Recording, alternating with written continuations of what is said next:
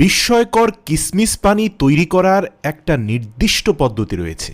সেই পদ্ধতি আজকে আপনাদের জানাবো, কিন্তু কিভাবে তৈরি করবেন এই কিসমিস পানি আলোচনা করব আজকের ভিডিওতে।